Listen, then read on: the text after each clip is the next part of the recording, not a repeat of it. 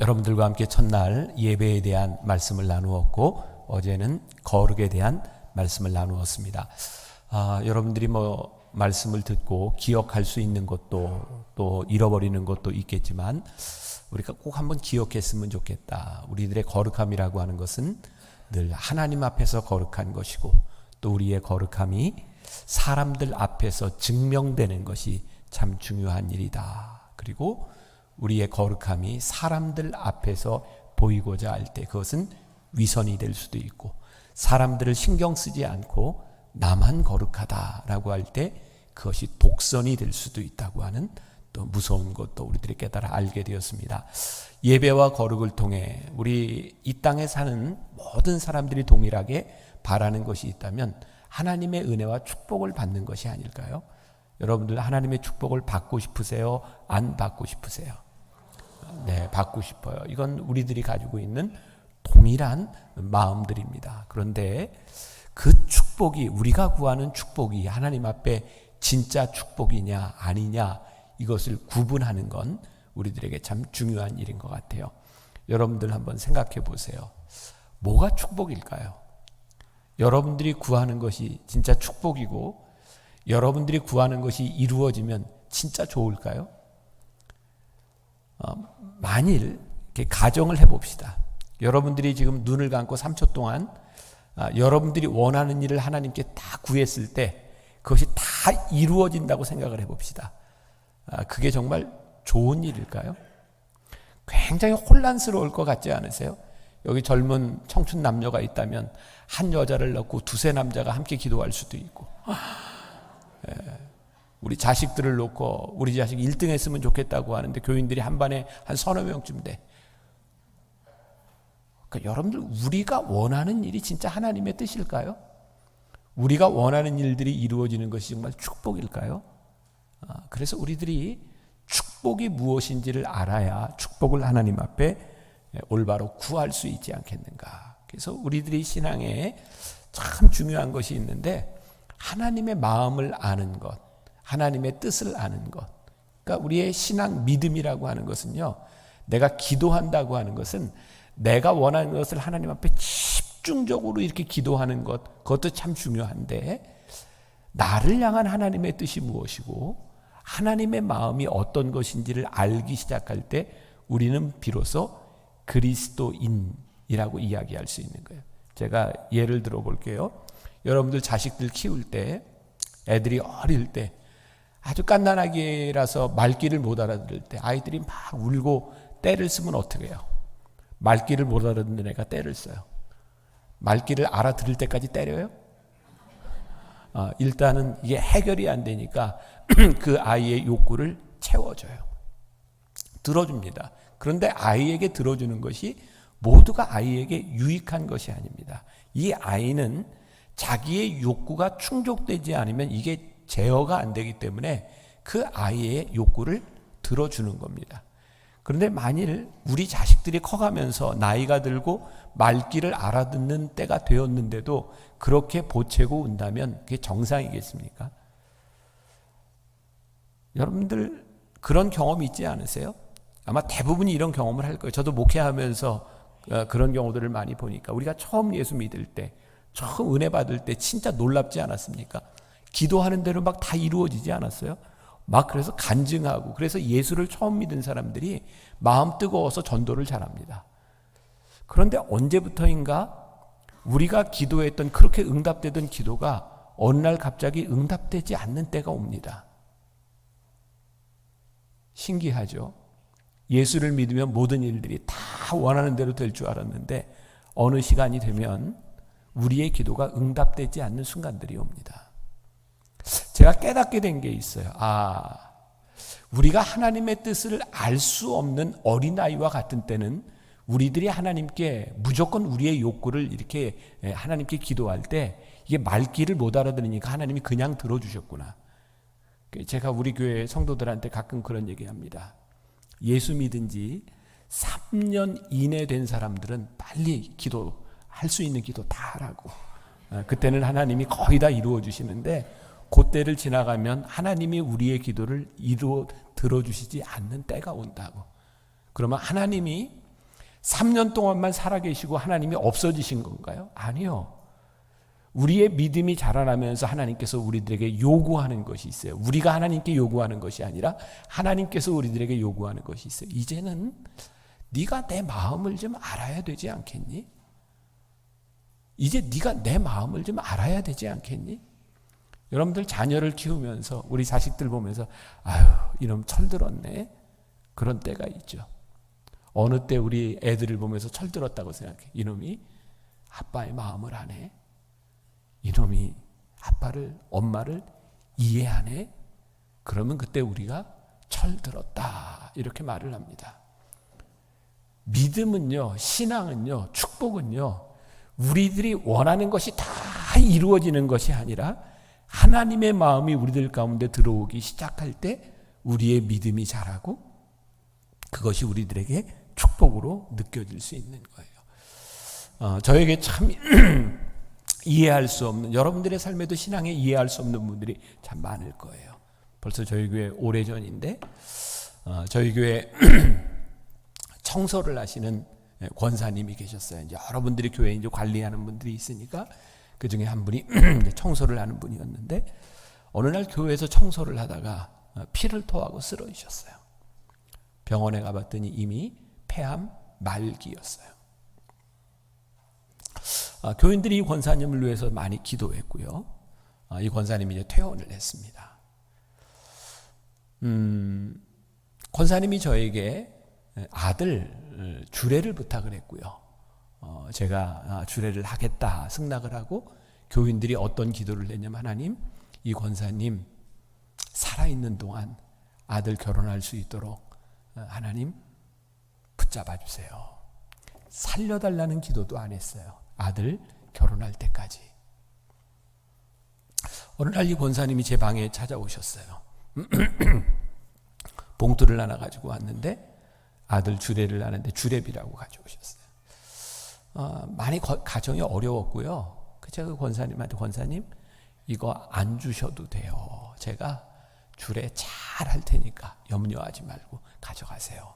그랬더니 그분이 저에게 이렇게 말을 했어요. 목사님 제가 목사님 참 좋아하는 거 아시죠? 그런데 아마 이게 제가 목사님께 해드릴 수 있는 마지막 선물일지 모르니까 받아주세요. 그런 건 돈이 아닙니다. 마음이었어요. 그리고 제가 결혼 주례를 이렇게 기다리고 이렇게 며칠을 남겨두고 있었는데 이 권사님이 다시 피를 토하고 쓰러졌어요. 병원에 가서 얼마 되지 않아서 이분이 세상을 떠났습니다. 제가 새벽에 기도를 못 하겠는 거예요. 하나님 왜 그러세요? 하나님 이거 너무하시잖아요. 며칠만 조금만 더 기다려줬더라면 이 권사님이 아들 결혼하는 거 보고 세상 떠났을 텐데 그게 제 속에서 받아들여지질 않는 거예요. 며칠을 그렇게 힘들었어요. 그렇게 기도하는데 어느 날 새벽에 하나님께서 저에게 그런 마음을 주시는 거예요. 네가 내 마음을 아니? 네가 내 마음을 아니? 하나님이요 그 권사님을 바라보며 이렇게 얘기하시는 것 같았어요. 내 사랑하는 딸이 살아서 숨 쉬는 게 너무 힘들고 아파서 내가 고통이 없는 나라로 일찍 데려갔다. 근데 그게 너에게 그렇게 힘든 일이니? 생각해 보니까 우리는 우리의 생각으로는 그분이 살아서 아들 결혼식까지 보는 게 우리의 생각, 그게 맞는 거라고 생각했는데 하나님 아버지의 마음으로 보니 사랑하는 딸이 고통당하는 게 너무 힘들고 아파서 내가 먼저 데려갔다. 그 마음을 저에게 주시는 거예요. 그때 저에게 이해가 됐어요. 우리는 내가 이해할 수 없는 많은 일들을 경험하고 살아갑니다. 근데 만일 우리가 하나님을 믿는 것이 내가 이해할 수 있는 것만 믿고 내가 이해가 돼야만 된다고 생각한다면 우리가 진짜 하나님 믿을 수 있을까요? 우리는 하나님을 내가 이해하기 때문에 믿는 것이 아닙니다. 하나님을 신뢰하기 때문에 하나님을 믿는 거예요. 그러면 여러분들에게 묻고 싶습니다. 하나님은 여러분들의 삶의 최선이요, 여러분들의 인생의 베스트라고 믿으세요? 여러분, 이거 대답할 수 있어야 합니다. 굉장히 중요한 문제입니다. 우리는 이렇게 얘기할 수 있다. 하나님, 제 형편 아시잖아요. 이런 상황에서 하나님 제 인생의 베스트라고요? 하나님, 제가 이런 어려움을 당하고 있는데 이것이 제 인생의 베스트라고요? 내가 이해가 되지 않습니다. 오늘 말씀, 오늘 다 읽지 못했지만 이스라엘 백성들이 출애굽해서 가나안 땅으로 가는 그 기간 동안 이스라엘 백성들이 하나님이 그들을 구출해 내시겠다고 하는 기쁨으로 나왔는데 그들이 40년 동안 광야를 지나면서 얼마나 힘들었습니까? 그들에게 이해할 수 없는 시간들이었어요. 점점 하나님의 약속은 잊어버리고 너무너무 힘든 거예요. 하나님이요, 이스라엘 백성들에게 광야를 지나는 40년 동안 만나를 주셨어요. 여러분, 광야에서 만나는 하나님의 은혜인데요, 오늘 이 말씀 무서운 말씀이거든요. 우리가 흔히 이스라엘 백성들이 광야를 지날 때 만나와 메추라기의 축복을 받았다라고 되어 있는데, 오늘 이스라엘 백성들이 하나님께 메추라기를 구했을 때 그 메추라기가 그들에게 축복이 아니었어요. 그들이 만나만 먹고 광야에서 너무너무 힘들어서 고기가 먹고 싶어서 하나님께 고기를 구합니다. 그들이 얼마나 집요하게 구했는지 하나님이 그들에게 고기를 주셨어요. 그들이 기도하는 것을 응답을 받았습니다. 그런데 사방에서 몰려들었던 메추라기가 가득 쌓이고 그들의 메추라기를 요리해서 먹는데 입에 이 사이에 씹히기도 전에 죽습니다. 그리고 하나님께서 그것을 탐욕의 무덤이라고 부르셨어요. 그들의 기도가 이루어졌는데 하나님이 그들의 이루어진 기도 가운데서 그들의 탐욕을 보게 하셨어요. 이게 왜일까요? 광야를 지나는 동안에는요, 광야의 은혜가 있어요. 그건 우리들이 원하는 것을 다 충족시켜주는 것이 아닙니다. 광야를 지날 때는 광야의 은혜가 있는 거예요. 전 거의 매년 우리 교인들과 함께 성지순례를 갑니다.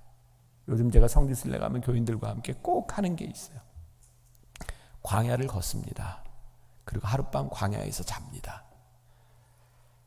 처음 이 코스를 시작할 때 출애굽 여정에서부터, 애굽에서부터 출발해서 가나안 땅으로 들어오는 여정을 교인들과 함께 10여일을 지나면서 광야를 걸었는데요, 그때 광야의 돌풍을 만났습니다.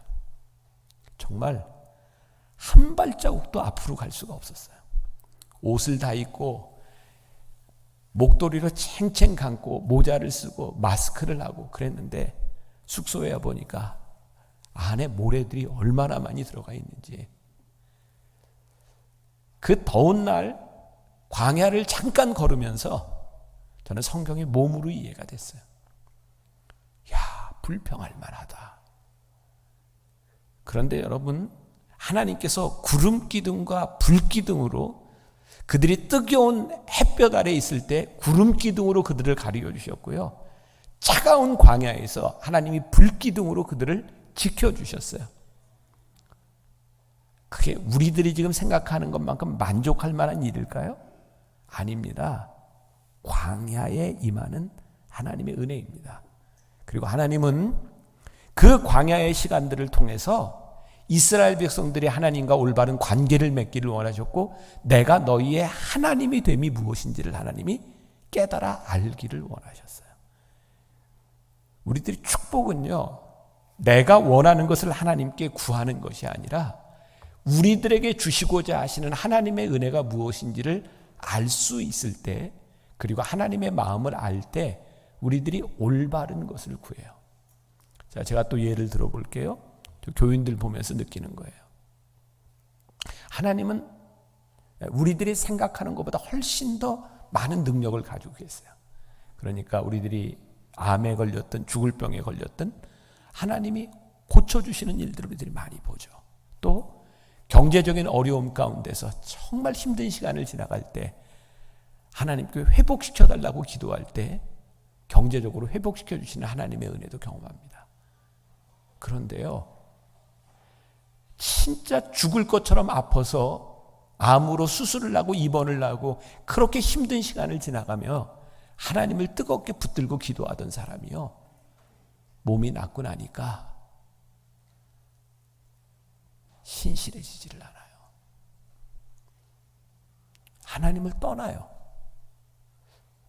저에게 그런 의문이 들더라고요. 하나님, 이 사람이 병 나은 게 축복입니까?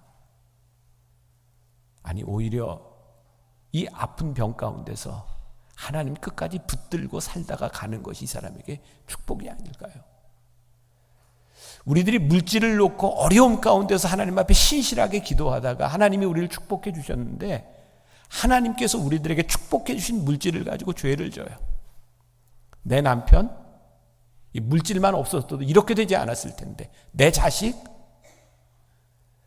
우리들이 원하는 것이 이루어지는 게 축복이 아니라는 걸 오늘 이 본문 말씀, 이 만나와 메추라기의 사건을 통해서 우리들에게 분명히 보여주시는 게 그것이 탐욕의 무덤이다. 우리가 하나님께 무엇을 구해야 될까? 그러니까 신앙은 하나님의 마음을 아는 훈련들이 이루어질 때 우리의 신앙이 자라나는데, 죄송합니다, 저를 비롯해서 그동안 많은 목회자들이 교회에서 신앙생활할 때 뭘 가르쳤냐면 우리의 꿈을 이루는 방법을 가르쳤어요. 우리의 꿈을 이루기 위해서 어떻게 해야 될지, 어떻게 하나님 앞에 때를 써야 될지만 가르쳤어요. 하나님 앞에 나를 포기하는 걸 가르쳐주지 않았어요. 진짜 하나님의 은혜를 알고 살아가는 것, 하나님의 축복을 경험하는 게 우리 인간들이 생각하는 그러한 풍요로움과 부요함에 있을까? 제가 몇 년 전입니다. 일본에 선교사들과 목회자들을 위한 세미나에 가게 되었는데, 제가 감리교 신학대학 대학원에서 가르칠 때 첫 번째 제자가 일본에 선교사로 갔어요. 선교사로 간 지 1년밖에 되지 않았는데 저를 이렇게 초청해서 일본 목회자들 또 선교사들을 위한 세미나를 좀 해달라 그래서 갔어요. 3일 동안 이 선교사가 저를 데리고 안내하면서 이렇게 다니는데 진짜 감동적이었던 건, 야, 선교사를 이게 아무나 하는 게 아니구나. 1년밖에 안 됐는데 어쩜 그렇게 일본어를 잘해요. 막히는 게 없어요. 뭐 어디 가든지 아주 유창하게 일본말을 해요. 제가 지난 한 4, 5년 전부터는 일본의 고베와 동경에서 제가 이제 영성훈련 뚜레스디아스를 인도하고 있기 때문에 제가 이제 일본어도 좀 배우고 이제 공부를 좀 했는데, 그때는 제가 일본어를 전혀 못할 때였어요. 제가 아는 건 그냥 오하요 고자이마스, 아리가또 고자이마스 요 정도 알 때였으니까 일본어 전혀 모를 때였어요. 근데 이 선교사가 일본어를 잘하는 게 너무너무 이렇게 부러운 거예요. 근데 올 때쯤 돼서 3일쯤 됐는데 조금 이상한 게요. 진짜 이상하더라고요. 이 선교사가 그렇게 유창하게 일본말을 하는데 일본 사람들이 잘 못 알아들어요. 그래서 제가 왜 일본 사람들이 일본어를 못 알아들을까 궁금했어요. 혹시 그 이유를 아시겠어요? 네, 못 알아듣는 일본말을 유창하게 하더라고요. 대화가 안 되는 겁니다. 그런 생각합니다. 우리가 유창하게 많은 시간 매일 새벽 하나님께 기도합니다. 근데 우리가 하나님과 관계없는 기도할 수 있다는 것을 생각해 보지 않으셨어요? 바리새인들과 사두개인들과 제사장들과 율법학자들 향해 예수님께서 늘 정해진 시간에 기도하는 그들을 향해서 뭐라고 말씀하시냐면 중언부언하지 말아라. 중언부언하지 말아라. 너희의 기도가 하나님과 별로 관계가 없다는 거예요. 하나님의 마음을 아는 것, 그것에서부터 우리는 하나님 앞에 어떤 축복을 구할 것인가를 깨닫게 되는 거예요. 그러니까 우리 신앙인들에게 있어서 우리들에게 축복이라고 하는 것은, 우리들의 인생에 잘 된다고 하는 것은 무슨 의미일까? 축복받으세요. 잘 되세요. 여러분, 하나님 안에서 우리들이 잘 된다고 하는 것이 어떤 의미일까요? 제가 또 하나 예를 들어볼게요. 제가 이제 벌써 30년 전이네요. 제가 군목 생활하던 게, 제가 이제 조치원에 있는 대전통합병원에서 군목으로 있을 때였어요. 그 조치원에 그 당시에, 지금은 이제 부대가 다 대전 계룡대로 이렇게 옮겨졌는데, 그 당시에는 대전통합병원도 조치원에 있었고요. 제가 있던 부대 옆에 교육사령부라고 하는 부대가 있었어요. 거기에 아주 신앙이 좋은 장군이, 그 교육사령부는 3스타가 오는 자리입니다.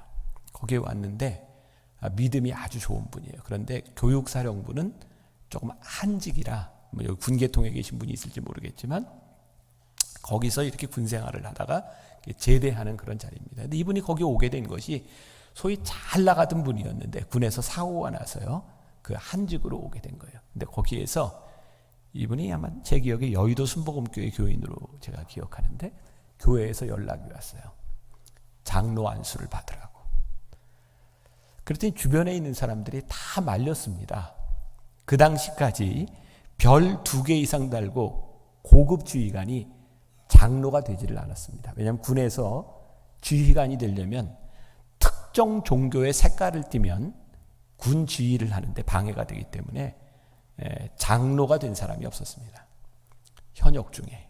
근데 그분이 참 멋진 이야기를 했어요. 나는 별 하나를 더 다는 것보다 장로가 되는 것이 훨씬 더 명예로운 일이라고 생각하기 때문에 나는 장로가 되겠다고.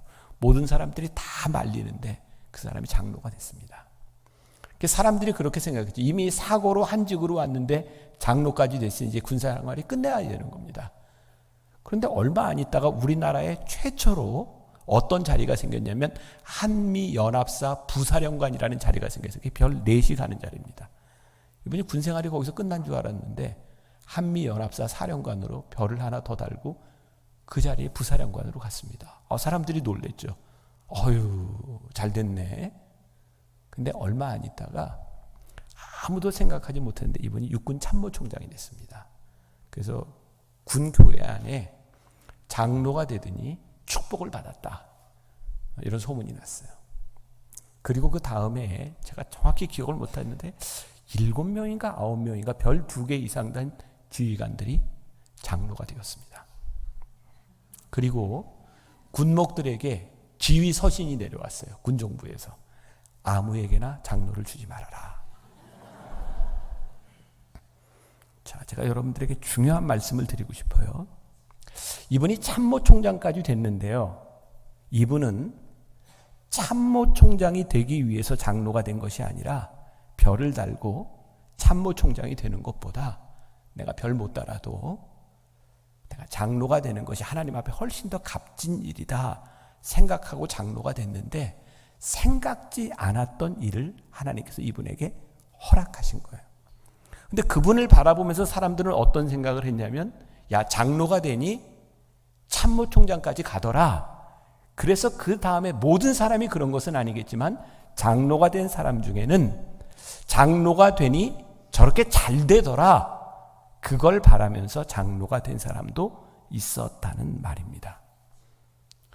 여러분들은 무엇을 바라보며 신앙생활을 하고 무엇이 여러분들에게 축복이라고 생각하세요? 혹시 우리는 세상의 것을 내가 기꺼이 포기할 수 있고 하나님 안에서 나를 부르신 그 부르심이 나에게 값지다라고 생각하며 우리들이 예수를 믿고 있는가? 아니면 우리는 예수를 믿고 잘 됐던, 우리가 흔히 이야기하는 축복을 받았던 사람들의 모습을 바라보며 나도 예수를 믿으면 저렇게 되겠다 생각하며 우리들이 예수를 믿고 있는가?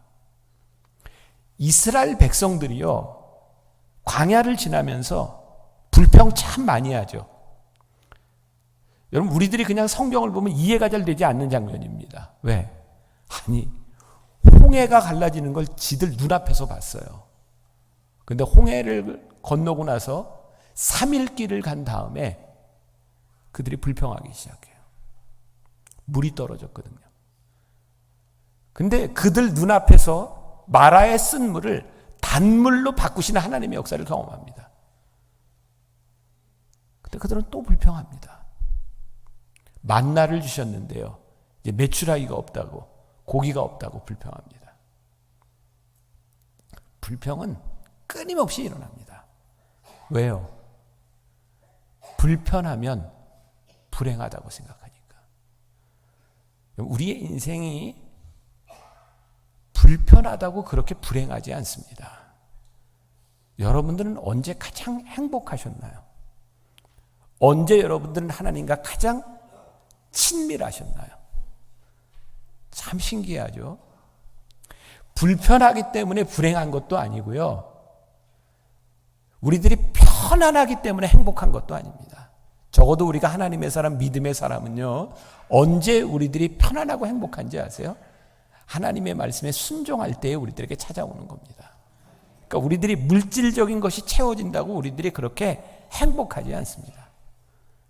그러니까 우리들이 잘 기억하셔야 돼요. 우리의 축복은요, 하나님이 우리의 인생에 걷게 하시는 그 길에서 여러분들로 하여금 하나님은 때로 광야의 길도 걷게 하시고, 때로 하나님은 여러분들에게 오아시스를 경험하게도 하시고, 때로 하나님은 우리들에게 시온의 대로를 걷게도 하세요. 중요한 것은 광야를 걷든 오아시스에 있던 시온의 대로를 걷든 하나님은 우리와 늘 동행하고 계시다는 거예요. 그러니까 하나님이 우리와 동행하고 계시다고 하는 것을 우리들이 믿고 그것을 고백하기 시작할 때 우리들은 감사하는 거예요. 근데 이 고백이 없으면 감사가 안 되는 거예요. 전 성경이 정말 이렇게 한 번에 이해된 부분이 그런 거였어요. 항상 기도하라. 쉬지 말고 기도하라. 범사에 감사하라. 어떻게 항상 기뻐하고 쉬지 말고 기도하고 범사에 감사해요? 근데 이 일이요, 우리들에게 어떤 일이 일어나고 있는가, 그것으로 우리들이 감사하고 기뻐할 수 있다면 이것은 불가능한 일입니다. 그런데 우리들에게 어떤 일이 일어나고 있든지 하나님이 우리와 함께 하시고 우리와 함께 동행하시며, 하나님은 내 인생의 베스트야. 왜? 내가 지금 이 어려운 일을 가고 있는데 하나님은 내 인생의 베스트야 라고 하는 믿음의 고백이 있을 때 우리들이 그 길을 갈 수 있는 거예요. 제 이야기를 조금 할게요. 제 삶에 정말 이해할 수 없는 부분이었어요. 저 목사가 되고 나서, 특히 만나교회 이제 담임 목사가 되고 나서 굉장히 어려운 가운데서 진짜 열심히 목회를 했어요. 교회도 많이 부흥했고, 진짜 한눈 팔지 않고 목회만 하고 열심히 교회도 잘 되는데, 어느 날 제가 주일날 2부 설교 때였어요. 설교를 하다가 죽겠더라고요. 설교를 못 하겠더라고요. 그래서 이렇게 설교하다 말고 교인들한테, 여러분 죄송합니다, 저 설교 못 하겠어요. 그리고 병원으로 갔어요. 가서 아무튼 뭐 진정제도 맞고 그랬던 것 같아요. 이렇게 좀 좋아졌어요. 그래서 다시 와서 마저 3부, 4부 설교를 하고 바로 주일날 병원에 입원을 했습니다. 검사를 시작했고, 뭐가 문제인지 병원에 입원을 하고 이게 해결이 안 되는 거예요. 그래서 3개월 동안 제가 설교를 하지 못하고 제주도에 요양을 하러 갔습니다. 그때는 걷는 것조차도 힘들었어요. 어떤 장로님 펜션에서 제가 머무는 동안 저녁을 먹고 나서 이렇게 누워 있는데 제 몸이 마비되기 시작했어요. 장로님이 놀래가지고 119를 불렀고요. 그 펜션에서 제주시까지, 응급실까지 가는데 1시간 남짓 걸렸던 것 같아요.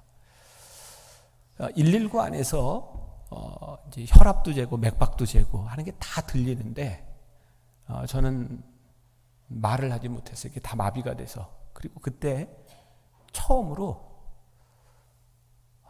죽는구나, 이렇게 죽을 수 있겠구나, 이게 처음 진지하게 그 119 안에서 죽음을 생각했어요. 근데 지금 죽는 게 좀 아까웠어요. 그래서 제가 안 죽으려고 눈을 부릅뜨고 응급실에 들어갔어요. 뭐 검사하고 주사 맞고 잠이 들었어요. 새벽에 일어났는데 의사가 저에게 묻더라고요. 목사님, 왜 이렇게 눈을 부릅뜨고 들어오셨어요? 그래서 내가 죽을까 봐 그랬다고. 그때 저한테 그냥 그때 눈 감고 이렇게 잠들었으면 여기까지 안 와도 됐을 텐데, 이게 이제 지금은 제가 간단하게 이야기를 하지만 그때 이제 저에게 나타난 병명이 공황장애에서 공황장애. 그리고 2년 넘게 저는 설교할 때마다 무서워서 이렇게 앞자리에서 설교 시간을 기다릴 때마다 하나님께 정말 간절히 기도해서, 하나님 저 설교하다 공황장애 오면 저 참을 수가 없습니다. 너무 무서웠어요. 그 공황장애와 함께 저에게 우울증도 왔고요. 수면장애가 와서 제가 한 2년 3년 넘게 정말 잠을 못 자서 잠자는 방법을 잃어버렸어요. 그게 얼마나 고통스러운지 몰라요. 근데 그때 제가 귀가 또 이석이 와서 어지럼증, 눈에 물이 차서 글씨도 못 보고, 그리고 진짜 힘들었던 건 저에게 찾아온 요로결석이었는데, 요로결석이 제가 8년 동안 8번이 왔습니다. 목사님 혹시 요로결석, 남자가 요로결석 한번 경험해 보지 않고 인생을 얘기하지 마세요. 진짜 요로결석 정말 아파요. 요로결석. 제가 8년 동안 8번 요로결석이 왔는데 이게 돌이 빠져야 되는데 안 빠져요. 제가 요로결석 때문에만 전신마취를 3번을 했어요. 안 되니까. 그래서 내시경으로도 가서 꺼내보고 깨고 해도 안 되고, 정말 제 몸을 살아있는 것 자체가 너무 힘든 거예요. 하나님 왜 이러세요 도대체? 그게 제가 이렇게 한 10년 가까이, 그리고 제가 여러분들이 앓고 있는 병의 한 반 정도는 제가 몸으로 다 앓고 있는 사람. 4년 전에는 영국에서 제가 처음으로 이렇게 쓰러져 봤어요. 목사님 혹시 기절해 보셨어요? 기절을 안 해보고 인생을 얘기하지 마. 어제 기절하는데 진짜 이렇게 확 정신을 잃는데 이게 굉장히 기분이 묘하더라고요. 제가 왜 그렇게 아픈지 모르고 있다가 이제 한국으로 비행기 타고 오자마자 병원에 입원을 했고 바로 심장에 스텐트를 했어요. 자, 여러분들이 앓고 있는 병, 고혈압, 당뇨, 저는 경동맥도 많이 막혀 있고요. 제 몸에 정말 병을 많이 가지고 있어요. 규장 출판사 사장이 저한테 와서 목사님 알았던 병 가지고 책을 한 권 씁시다 할 정도로 제가 정말 많이 아프고 힘들었어요. 제가 공황장애에서요 이제 거의 이렇게 나아갈 무렵이었습니다. 특별 새벽기도의 준비를 다 해놓고 집에 이제 혼자 있었는데 다 나아간다고 생각을 했는데 갑자기 공황장애가 왔어요. 공황장애 앓는 분들 꽤 있을 겁니다. 그건 아무도 이해해 주지 못해요. 그냥 죽을 것 같아요. 아프고 죽을 것 같아요. 근데 병원에 가서 주사 한 대만 맞아도 이 증세가 없어지거든요. 근데 의사가 연락이 안 되는 거예요. 혼자 있는데. 내가 할 수 있는 게 아무것도 없었어요. 침대 밑에서 기도해서 하나님 저 좀 고쳐주세요. 저 너무 힘들어요. 제가 예전에 설교하면서요, 저 만나교회 분당에서 목회를 하면서 우리 교회 젊은 사람들 많이 오는 이유 가운데 하나가 제가 설교를 굉장히 멋있게 한다고 생각해서 어떻게 설교했는지 아세요?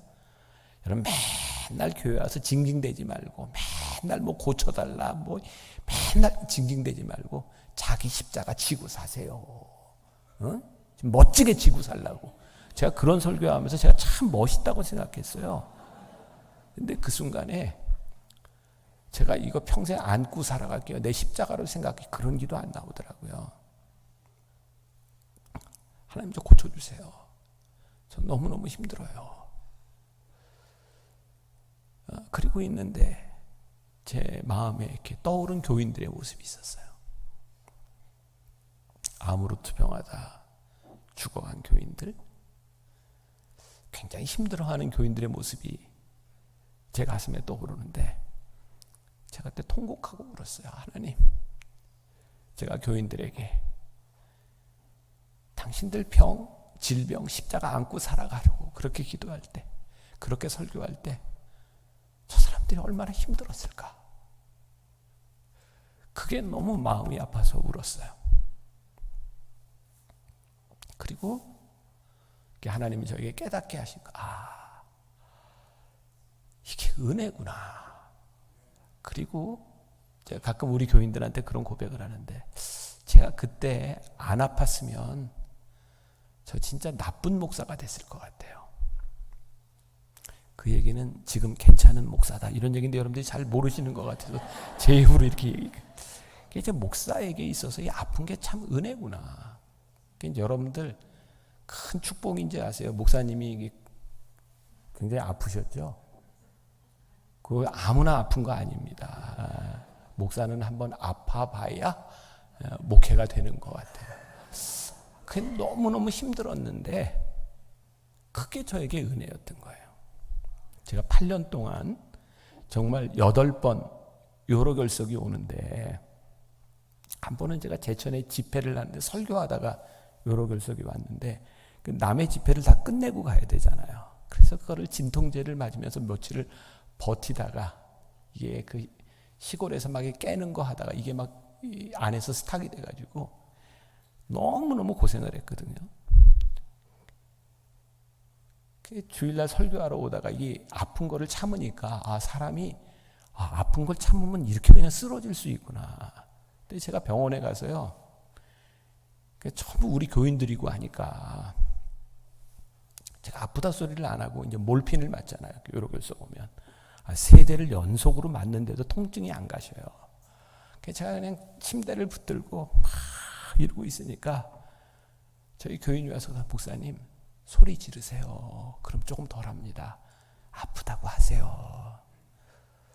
근데 그런 요로결석이 8년 동안 8번이 오는데 이거 정말 미치겠는 거예요. 제가 열심히 무슨 일도 계획을 해놓고 열심히 일할 때인데 요로결석이 오면 이게 돌이 빠질 때까지 제가 뭘 할 수가 없는 거예요. 진짜 하나님 왜 그러세요? 하나님 왜 그러세요? 내가 나쁜 짓 하는 것도 아닌데 하나님 왜 그러세요? 그게 그렇게 힘들었어요. 사도 바울이 고린도후서 12장에서 그의 가시를 가지고 하나님께 기도하잖아요. 근데 사도 바울이 3번씩이나 하나님께 간구했는데 하나님이 뭐라고 말씀하셨어요? 내 은혜가 내게 족하다 그러셨어요.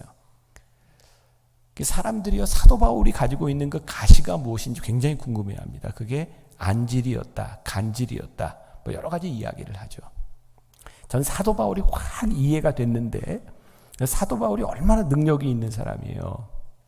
사도 바울이 정말 이렇게 기도하면 병자들이 낫고 말씀의 능력도 있고 얼마나 굉장한 사람이에요. 그런데 만약에 사도 바울이 간질이었다고 생각을 해보세요.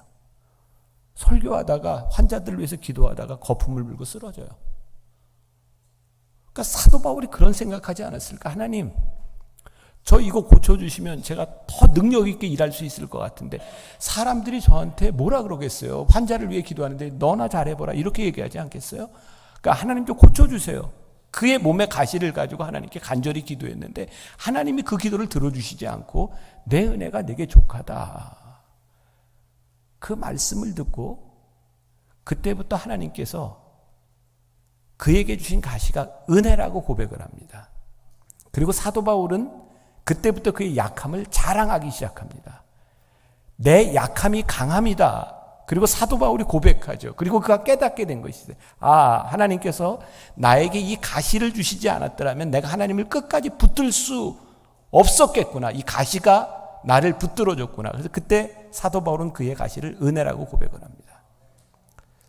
제가 그 아프고 힘든 가운데서 제가 사도 바울 고린도후서 12장을 보면서 제가 깨닫게 된 것이 이게 나의 은혜구나. 저는 하고 싶은 일이 너무 많았어요. 목사로서.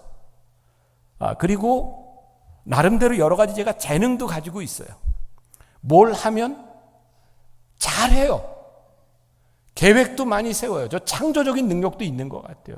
그런데 제가 아무리 애를 써도 아프면 아무것도 할 수가 없는 거예요.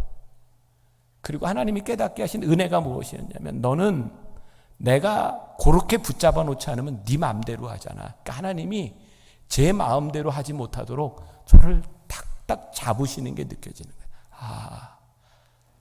내가 할 수 있는 게 없구나. 이게 하나님의 은혜가 아니면 내가 할 수 있는 게 없구나. 전 지금도 조금만 무리를 하면 제가 몸이 못 견뎌요. 저는 약을 늘 가지고 다녀야 되고요. 아마 평생 저에게 가시일 줄 몰라요. 그리고 제가 2000년 동안 신학자들이 풀지 못했던 사도 바울의 가시가 뭔지를 알았어요. 사도 바울의 가시가 요로결석이었구나.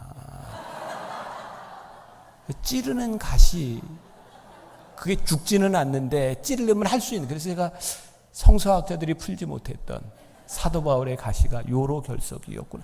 제 생각이에요.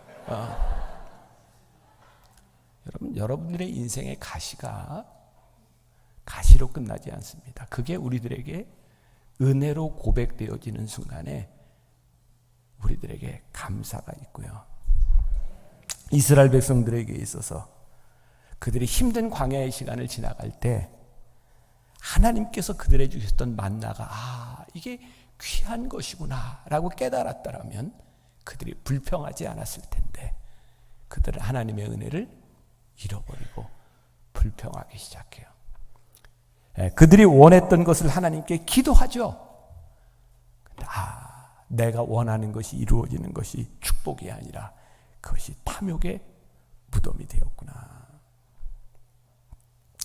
저는 군목 훈련을 받을 때 굉장히 인상적이었던 게 저희 내무반에 목사님 넷, 신부님 둘, 법사님 둘, 그래서 8명이 내무반을 같이 썼어요. 제 평생에 신부, 법사, 목사가 같이 이렇게 먹고 자고 12주를 해보는 건 이제 처음이었던 것 같아요.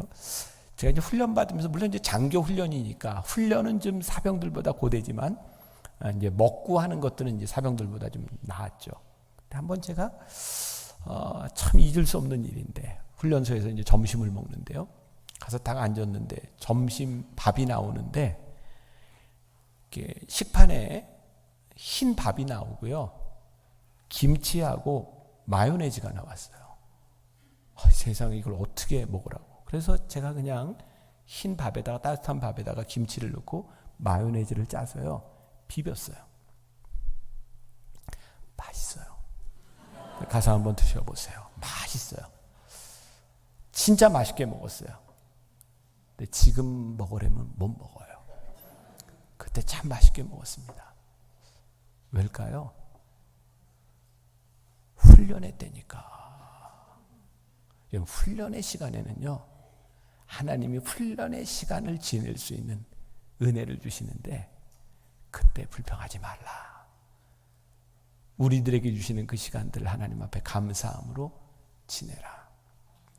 훈련의 시간에는 우리의 적나라한 본성들이 나타납니다. 제가 우리 신부 법사 목사 훈련 얘기를 했는데 마지막 200km 행군할 때였습니다. 장로님이세요? 장로님 혹시 200km 걸어보셨어요? 남자가 200km를 안 걸어보고 인생을 얘기하지 마세요. 200km 걷는 거 쉬운 일 아닙니다. 5일 동안 밤새 걷고 낮에 이렇게 텐트 치고시고 이렇게 걷습니다. 200km를 걷는데 이렇게 걷고 쉬고 할 때마다 이렇게 위문을 놉니다. 그때 이제 우리 훈련소에는 훈련받는 훈련병들뿐만 아니라 이제 거기에 교회, 성당, 절이 있으니까 신부, 법사, 목사님들이 위문을 놉니다. 되게 이제 10분 쉬는 동안 커피를 주기도 하고 사탕을 주기도 하고 엿을 주기도 하고 그렇게 이제 같이 다 나누어 먹습니다. 근데 참 잊을 수 없는 일이 일어났어요. 밤 12시였는데 성당의 신부님이 위문을 받는데 치킨을 가지고 오셨어요. 놀라운 일이잖아요. 그런데 치킨을 가지고 와서 신부들만 모여 그러더니 목사, 법사들은 다 있는데 신부들끼리 헤드라이트를 켜놓고 치킨을 먹는 거예요. 이야, 세상에. 근데 그걸 못 참고 어떤 스님이 야! 불 끄고 먹어! 그랬어요. 그랬더니 신부님이 딱 들어보더니 누가 반말이야? 그래서 거기서 훈련소에서요, 신부와 법사가 패싸움을 했습니다. 그게 훈련소의 유명한 사건입니다. 치킨 때문에 신부와 법사가 패싸움을 했습니다. 이게 생각할 수 있는 일인가요? 지금 이런 상황에서 아니요. 훈련의 때는 우리의 적나라한 본성이 다 드러납니다. 여러분들의 인생에 훈련의 시간들을 하나님의 은혜를 잃어버리고 살면 여러분들의 욕망과 여러분들의 본성이 다 드러납니다. 그리고 하나님의 마음을 잃어버린 여러분들의 삶을 통해서 얻어지는 것들이 탐욕의 무덤이 될 수 있다는 것이 얼마나 무서운 일인지 몰라요. 자, 축복을 구할 때 우리를 지금 이곳에 걷게 하시고 이 길을 가게 하신 하나님의 마음이 무엇인지를 아는 것이 중요하죠. 그래서 신명기와 민수기에 보면 하나님께서 이스라엘 백성들을 얘들아 너희들이 그렇게 광야를 걸으며 너희들이 줄이지 아니하였고 너희들의 발이 부르트지 않았고 너희의 의복이 헤어지지 않았던 것을 생각해라. 내가 너희들과 함께 했다는 거예요. 내가 너희로 하여금 이 길을 걷게 한 이유가 있다. 너로 하여금 겸손하게 낮추어 하나님이 누구이신지를 알 수 있도록 내가 너희로 하여금 이 길을 이 광야를 걷게 하신 이유를 생각해라. 그러면 우리들이 범사에 감사가 있는 거예요. 범사의 감사는 조건과 환경으로 이루어지는 것이 아니라 지금 우리와 함께하고 계신 하나님을 우리들이 고백할 때 아, 이 시간이 복되구나. 이 시간이 우리들에게 참 은혜의 시간이구나. 훈련의 시간이구나 라는 것을 알게 되죠. 죄송합니다. 제가 군대 얘기를 해서 군대에서 이런 얘기가 있어요. 국방부 시계는 거꾸로 걸어놔도 간다. 무슨 얘기인지 아세요? 군인들에게 만약 군 기간이 정해지지 않는다면 견디지 못할 겁니다. 근데 군인들이요 견디는 이유가 딱 하나 있습니다. 국방부 시계는 거꾸로 걸어놔도 가요. 시간이 지나면 제대합니다. 여러분, 광야의 시간은 때가 되면 끝나는 겁니다. 누가 그 시간을 하나님 앞에 복되게 잘 가느냐, 그것이 중요한 거죠. 그래서 여러분들이 구별해야 될 것이 있어요. 여러분들의 인생에 하나님 앞에서 내 삶에 필요한 것과 원하는 것의 차이를 구별할 줄 아셔야 돼요. 여러분, 하나님은 우리의 필요를 채워주시는 분이지 우리들이 원하는 것을 채워주시는 분이 아니야. 하나님께서 우리들에게 일용할 양식을 구하라고 하신 이유는 너희들의 필요를 구하라는 거예요. 그러니까 이 필요는 사람마다 다 달라요. 건강의 정도도 다르고 우리들의 물질의 정도도 다르고 우리의 지위의 정도도 다르고 하나님이 우리를 다 똑같이 만들었으면 우리의 원하는 것과 필요한 것이 똑같을 텐데 그렇게 만들지 않으셨어요. 그래서 어떤 사람은 공부를 잘하게도 하시고요. 어떤 사람은 공부를 잘 안 하게도 만드셨어요. 어떤 사람은 물질의 은사도 주시고요. 어떤 사람은 그 물질 관리도 못하고 이게 돈을 못 버는 사람도 있어요. 만일 돈 버는 게 축복이라고 생각하면 돈 못 버는 사람은 저주받은 사람인가요? 아니에요.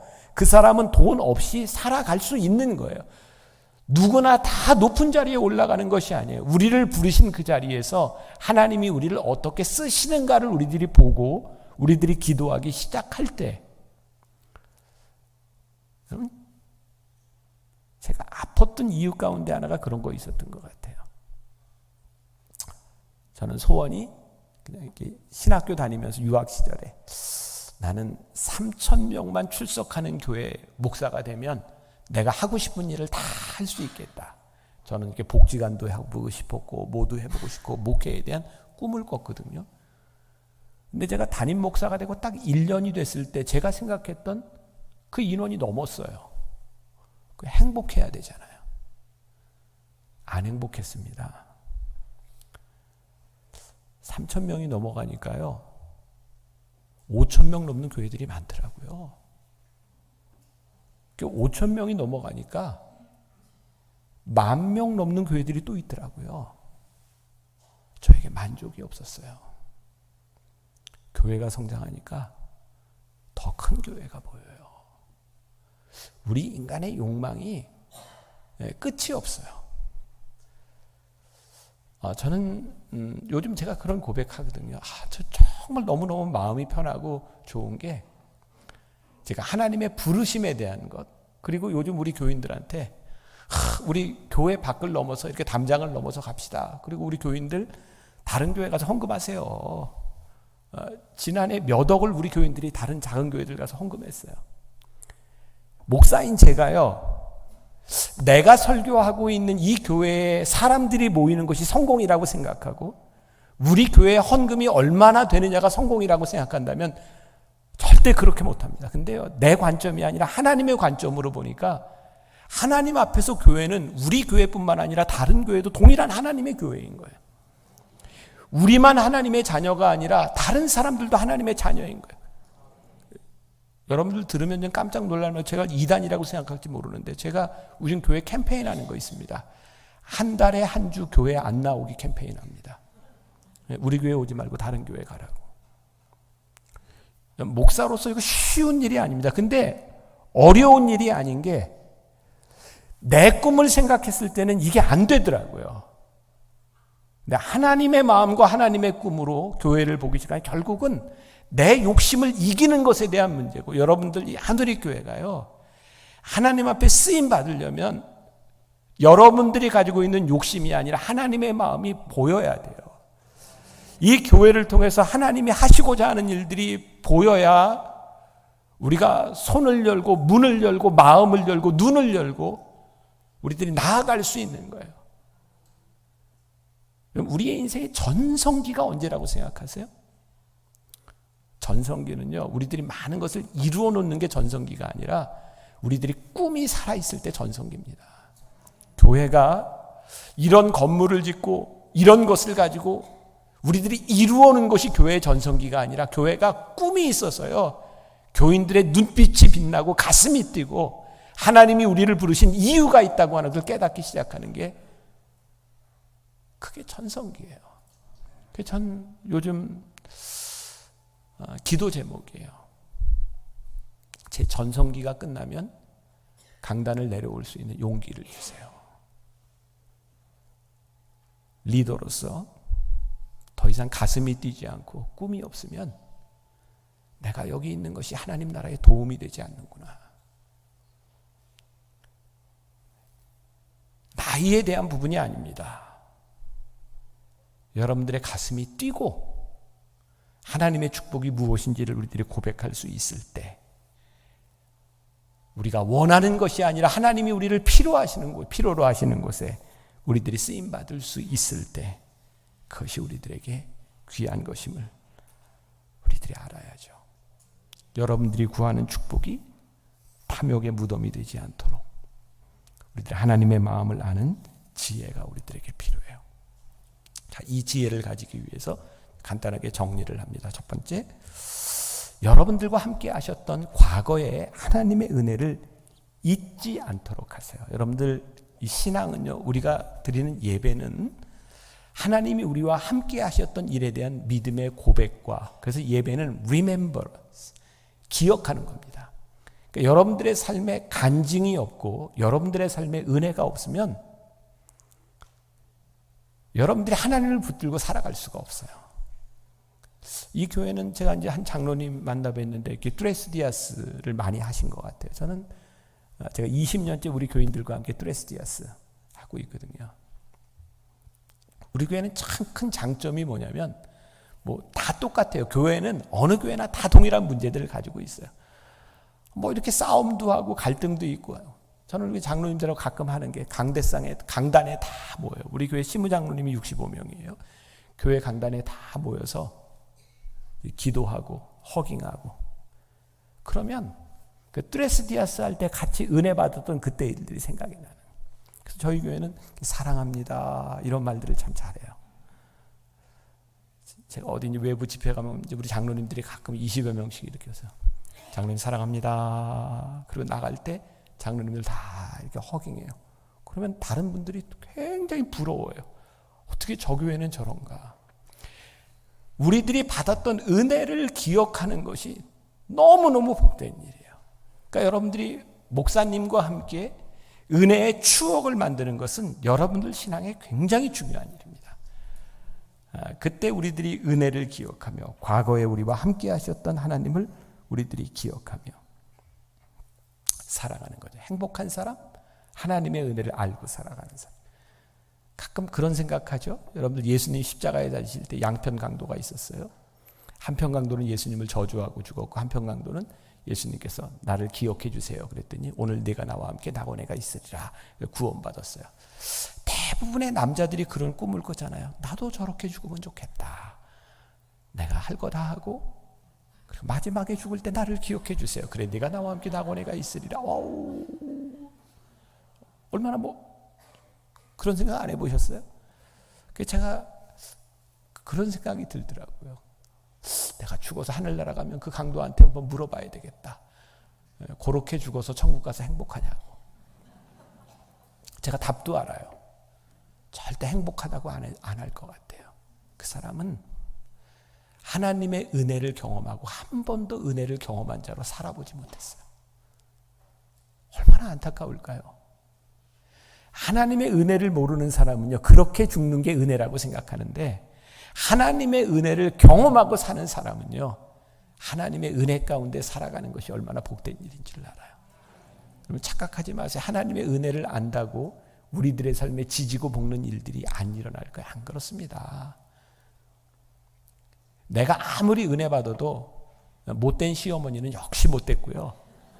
내가 아무리 은혜 받아도 말 안 듣는 며느리는 역시 말 안 듣습니다. 은혜 받는 건 내가 은혜를 받는 것이지 다른 사람들이 환경이 변하는 것이 아닙니다. 근데 은혜를 받으면 하나님의 은혜를 붙들고 살아갈 수 있는 길과 힘을 우리들에게 주시는 거죠. 그게 신앙의 힘인 거예요. 그러니까 우리는 결국 누가 바뀌어지는 것이 아니라 내가 하나님 앞에 은혜를 아는 자로 살아가느냐 그렇지 않느냐에 대한 문제예요. 그러니까 여러분들 과거의 은혜를 기억할 수 있는 믿음의 체험이 여러분들에게 있어야 되고요. 두 번째, 지금 우리들에게 하나님의 은혜가 임하고 있음을 우리들이 늘 고백하며 살아야 돼요.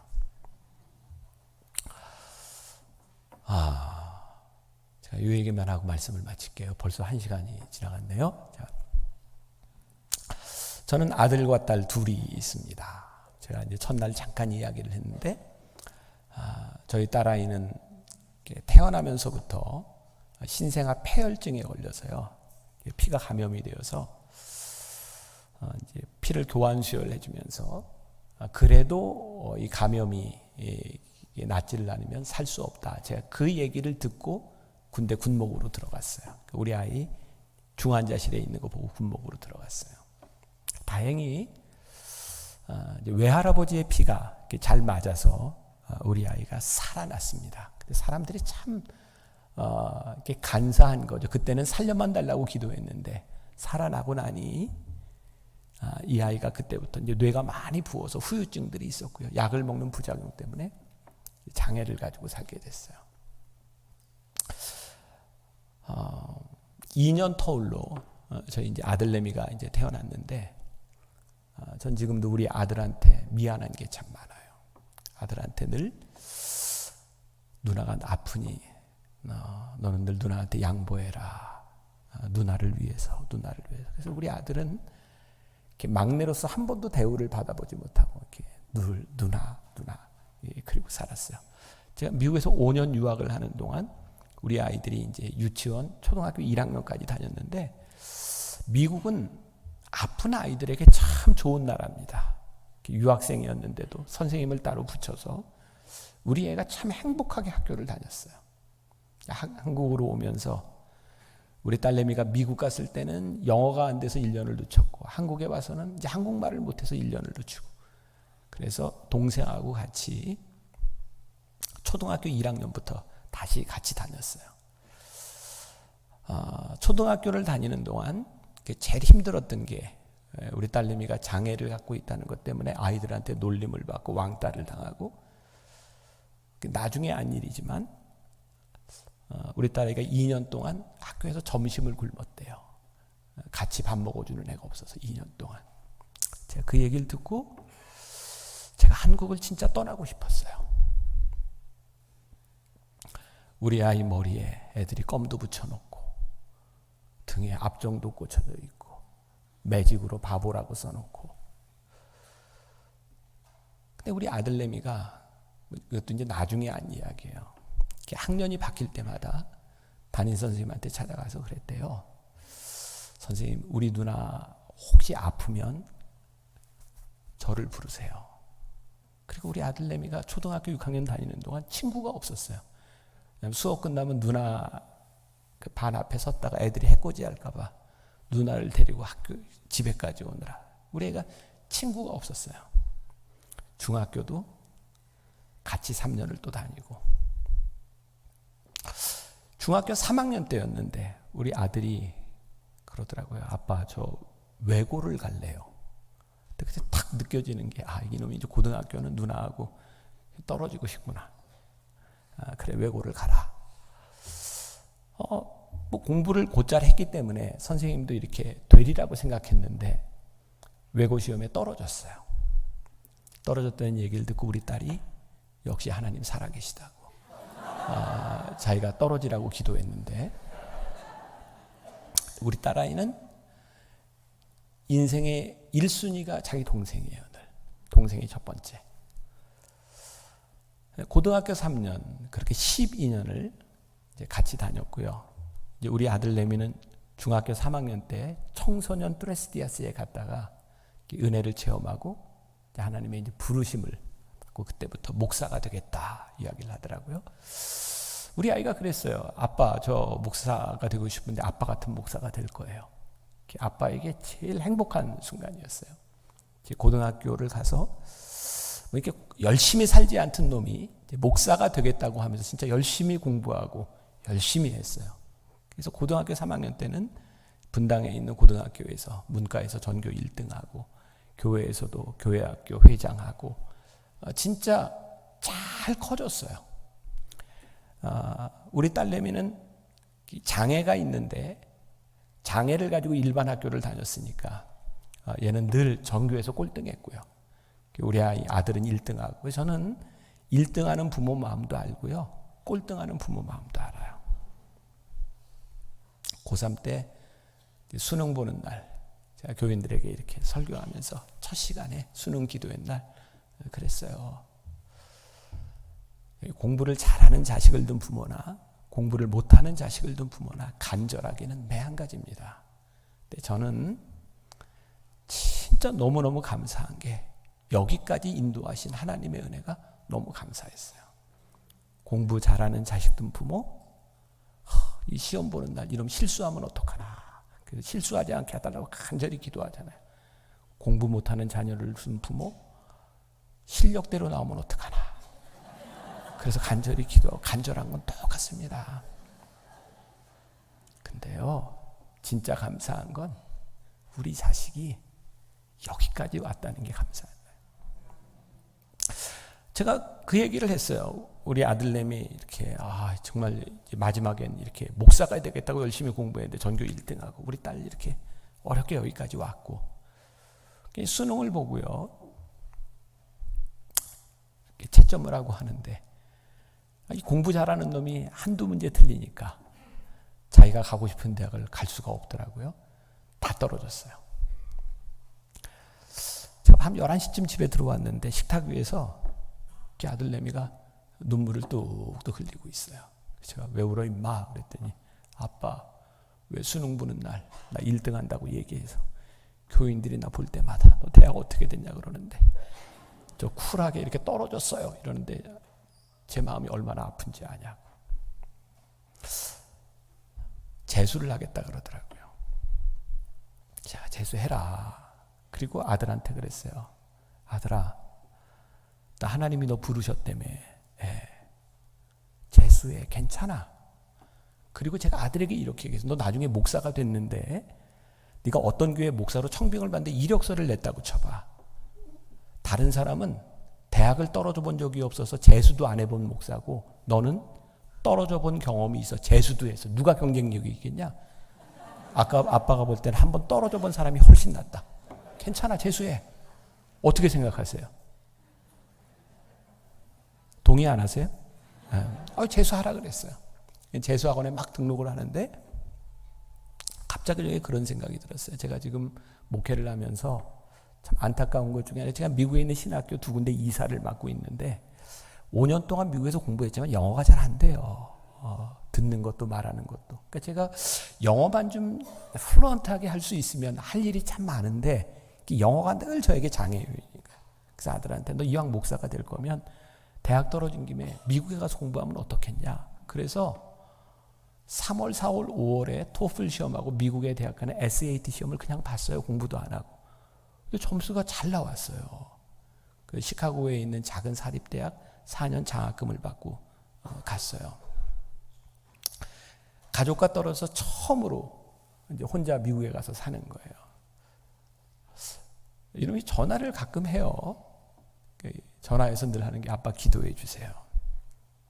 이놈이 다 공부를 마치고 나와서 저한테 작년에 그 얘기해요. 아빠 제가 전화해서 기도해 달라고 할 때 제가 늘 학교 채플에 있었고요. 채플에 들어갈 때 화장실에서 휴지를 이렇게 뽑아서 울면서 기도해서 너무 힘들었어요. 그리고 1년을 지나는 동안 그 학교는 한국 아이들이 하나도 없는 학교였거든요. 그러니까 얼마나 힘들었겠습니까? 얘가 할 수 있는 게 운동하고 공부밖에 없었어요. 1년 동안 거기 있으면서 얘가 이제 SAT 미국 대학 가는 시험을 다시 봤고요. 1년 후에 저에게 전화가 온 거예요. 아빠, 제가 가고 싶은 대학에 어플라이를 했는데 기도해 주세요. 제가 그랬습니다. 아들아, 염려하지 마. 너 지금까지 떨어져서 네 인생에 잘못된 게 뭐가 있니? 너 외고 떨어졌으니까 일반대 가서 1등, 일반 고등학교 가서 1등 했지. 너 외고 갔으면 1등 못해. 너 대학 떨어졌으니까 미국 갔지. 너 대학 붙었으면 지금 굉장히 놀고 있을 거야. 네 인생에 떨어져서 잘못된 게 한 번도 없잖아. 근데 이제 그 학교에 됐어요.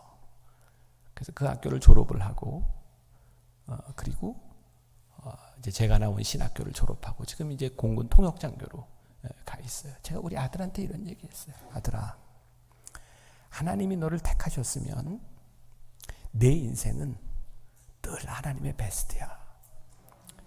염려하지 마. 그게 우리 아들에게만 해당되는 일일까요? 아니요. 우리들의 인생에 동일한 일이라고 생각해요. 저는 우리 딸내미가 그 아프고 힘들어서 늘 꼴등하고 학력고사 봤는데 걔는 다 찍었잖아요. 근데 참 신기한 건 한 번도 진짜 꼴등은 안 해봤어요. 근데 우리 딸내미가 대학을 갔거든요. 기적처럼 갔습니다. 대학을 졸업하고 지금 롯데월드에서 이제 일을 하고 있는데 연애를 하는데 연애 잘하고 있어요.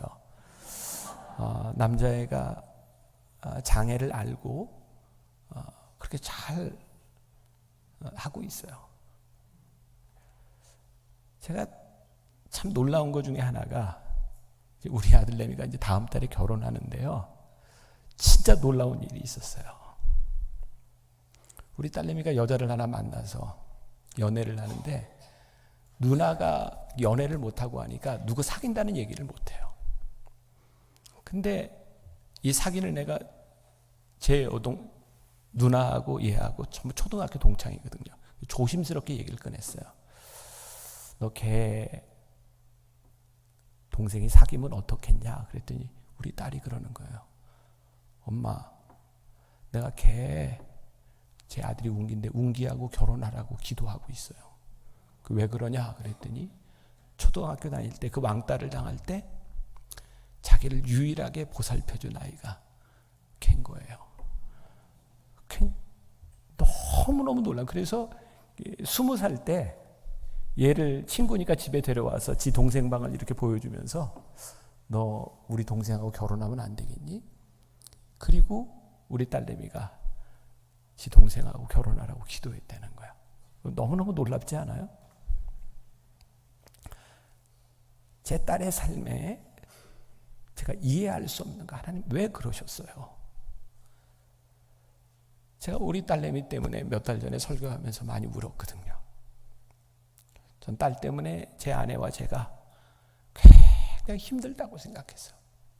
너무 힘들었어요. 장애를 가진 아이를 키우는 게 힘든 일입니다. 근데 엄마 아빠가 힘든 것보다 장애를 가지고 있는 내 딸이 더 힘들었겠더라고요. 그래서 많이 울었어요. 근데 하나님은 우리 딸에게도 늘 베스트고 우리 아이에게도 베스트고, 저는 이런 말을 자격이 있다고 생각해요. 저는 아포도 받고요, 장애를 가진 딸도 있고요, 공부 잘하는 아들도 있고요, 목회하면서 힘들어도 받고요. 그런데 하나님은 늘 내 삶의 베스트예요.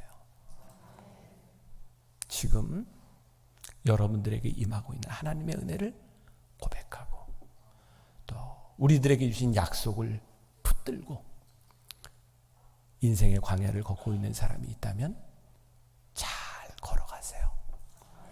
시온의 대로를 걷고 있는 분이 있다면 감사하며 그 길을 잘 가세요.